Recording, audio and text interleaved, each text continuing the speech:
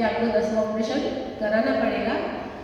पेट में मुझे ओवरी पे सिस्ट की गांठ होती थी और वो रिक्रिएट होने वाली गांठ थी, तो वो हर 1.5-2 साल में तैयार होती थी और फिर हर 1.5-2 साल में मुझे इसका ऑपरेशन कराना पड़ता था। पहले इसका इलाज नहीं था, अब गोली दवाई से गांठ गल जाती, पहले गलती नहीं था। तो उसके लिए मुझे बहुत सारे इंजेक्शन भी लेने पड़ते थे, जिसकी मेरे शरीर पर, कमर पर बहुत सारी छोटी छोटी गांठें थी। फिर वो तो बहुत नॉमिनल था मेरे लिए।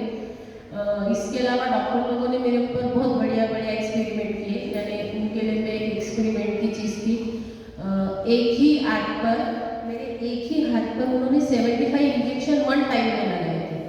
एलर्जी बेस्ड इंजेक्शन है बोलते, यानी हमसे भी पैसे लिए, हमको ही जख्म दी। 8 दिन तक वो हाथ ऐसा हिल रहा भी नहीं था, जैसे मेरा इतना सूज गया था।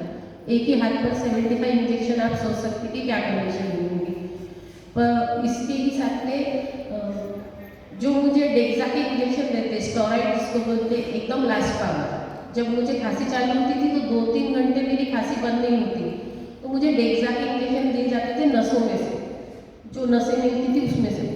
तो वो उससे क्या होता था, मुझे पूरे शरीर में जैसे मछली कैसे जल के बिना तड़पती, वैसे मैं वो इंजेक्शन से ऐसी तड़पती थी कि मैं डॉक्टर साहब को आके बोलती थी कि आपके पास अगर कोई जहर का इंजेक्शन हो तो वो मुझे दे दो।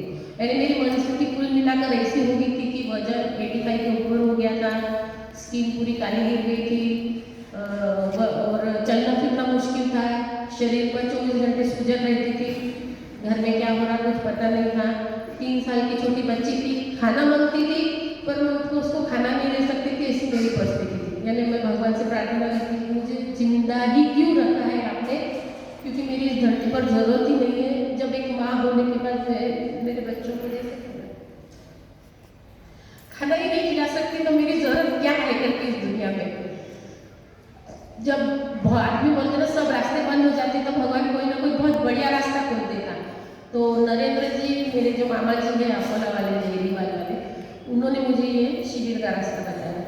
फिर हम सब करके हार चुके थे, बुआ, बाबल, बुआ, सब हमारा टोटल हो चुका था। आखिर में जब डॉक्टर ने 10 ऑपरेशन का बोला तो उसको पूछा, तो बोले अब अगर आपके पीठ में एनेस्थीसिया का इंजेक्शन दिया गया तो आपके कमर के नीचे का भाग, जैसे आप जिंदा तो रहेंगे पर आपको चलने फिरने के लिए व्हील चेयर पर बैठना पड़ेगा, ये पोजीशन आपकी हो सकती, तो आपकी इच्छा है क्या करवाने की, ये सोच के फिर हमको जवाब दीजिए। यहाँ तक की परिस्थिति थी। जब पहले शिविर में आई 14 दिसंबर को पहला शिविर किया शेगांव का 2017 में, तब मैं आईसीयू से निकल के शिविर में आई थी। और जिस दिन शिविर में आई उस दिन रात को, जैसे आप लोगों ने कल कॉपी देकर सर से बात करी, तो मुझे भी लगा था कि मैं सबसे सीरियस पेशेंट हूँ, तो सर ने मुझे पहले देखना चाहिए। पर जब मैंने शिविर में बाकी पेशेंट लोगों को देखा तो ऐसी थोड़ी तसल्ली तभी होगी कि नहीं नहीं, अपन इतने बीमार नहीं है जितने अपने से और बीमार लोग इस शिविर में है करके। और फिर पहले दिन तो सर से मुलाकात नहीं हुई, लेकिन जब दूसरे दिन मैं सर से मिलने गई तो सर सबसे पहले बोले आपकी जो गोला दवा है एनिमा कम है, सब बंद करके एक साइड में रख दीजिए, मत लीजिए।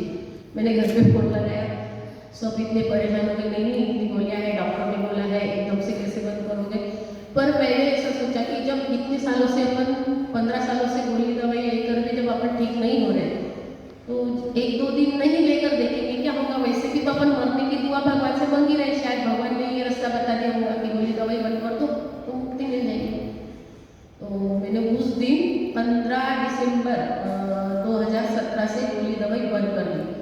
उस दिन से आज तक मैंने एक भी गोली दवाई नहीं ली, न मेरे शरीर में कोई दर्द किसे कहते हैं ये चीज मुझे आज मालूम है, क्योंकि मुझे जैसा सर ने बोला। हाँ, लेकिन एक चीज की मैंने, मुझे जैसे सर ने बोला, जैसा बोला, जैसा लिख कर दिया, वो मैं पूरा फॉलो करती, पूरा टोटल फॉलो करती, एक भी चीज उसमें की नहीं छोड़ी। मैंने बोला एनिमा, वमन, जल नीति, रबर नीति, सुबह कच्चा रात में पक्का, जो उन्होंने बोला वो पूरा मैंने, उन्होंने जैसा शब्द फॉलो किया।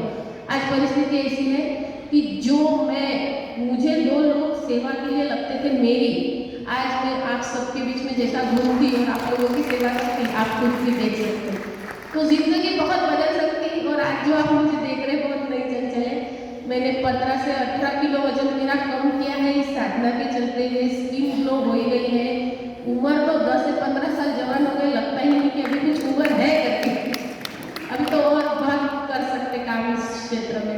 और भगवान ने जो सेवा का रास्ता बताया और ये बता दिया कि नहीं, जिंदगी में मेरी ज़रूरत यहाँ थी, मैं और भी लोगों के जीवन में परिवर्तन ला सकती और सभी की सेवा कर सकती, ये मेरे लिए इस शिविर से मेरी उपलब्धि है। इसके अलावा जो मेरी दशांश की सेवा है वो भी चल रही है, बट जो दशांश की सेवा चालू हुई वो कैसे चालू हुई मैं आपको बताती। इतनी सब दशांश की जो सेवा चालू हुई कैसे चालू हुई, जैसे परिस्थिति तो इतना दवाखाना और सब करने के बाद कर्जा देता है वो तो सब था ही सब पर कहीं पे सुना था कि भूख में से भीख निकालो तो तरक्की मिलती है। तो 500 रुपये मेरे ड्रेस के लिए मुझे इन्होंने दिए थे कि जाकर 2 ड्रेस लेकर आ जाइए, 500 रुपये। तो मैंने सोचा चलो उनको तो कुछ खर्चे पानी को अपने पास पैसे है नहीं, 500 रुपये मिले, उसमें से 50 रुपये का दशांश निकाला और सोचा 450 में जैसे ड्रेस होंगे एडजस्ट करके लेते हैं। तो जब दुकान पर गई तो 2 ड्रेस पसंद किए, तो वो दुकानदार बोलता मैडम ऑफर चल रही है, एक ड्रेस पे एक ड्रेस फ्री है, तो मुझे 250 में 2 ड्रेस मिले। ये मेरा फर्स्ट दशांश निकालने का मेरा बेनिफिट है।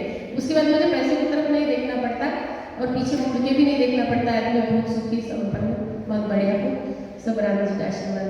और सबसे मेन जो उपलब्धि मुझे यहाँ से हुई वो है एक गुरुदेव, जो मेरे जीवन को सही मार्गदर्शक मिले कि तुम जो करेंगे उसमें सही गलत का सही रास्ता बताने वाले, कहीं भटकाने वाले नहीं मिले। तो वो जो मार्गदर्शक है कि अब जीवन जीने में डर नहीं लगता, अब सर्दी होती, तबीयत खराब होती तो अब डर नहीं लगता, अब जीवन बेफिक्र निडर जीने की ताकत मिल गई। जो सुख समाधान चाहिए था वो इनके मार्गदर्शन में मिला। और ये कह सकते कि मुझे आज की तारीख में जीते जी मोक्ष मिला, ऐसा मेरा जीवन में जीती हूँ। घर पर भी बाहर भी मेरी सब इच्छाएं पूरी होती है। ध्यान की साधना रेगुलर कीजिए, ध्यान की साधना मैं भी रेगुलर करती, दिन में 3 टाइम 20-20 मिनट जरूर बैठती हूँ। ज़्यादा भी अगर मेरे पास टाइम है तो ज़्यादा भी बैठती हूँ। पर अब ऐसा है कि मुझे किसी को कोई चीज़ मांगना नहीं पड़ता। अगर मैं मन में भी सोचती हूँ कि मुझे ये चीज़ चाहिए, ये बोलो, मेरे ससुर जी बोलो, बेटा कोई ना कोई बहाने से वो चीज़ बिना मांगे मेरे पास में आ जाती है। अब मुझे किसी को कोई चीज़ मांगने की जरूरत ही नहीं मिलती। भगवान ने मेरे ऊपर बहुत कृपा की। इतने बोलकर मैं मेरे 2 शब्द समाप्त। धन्यवाद।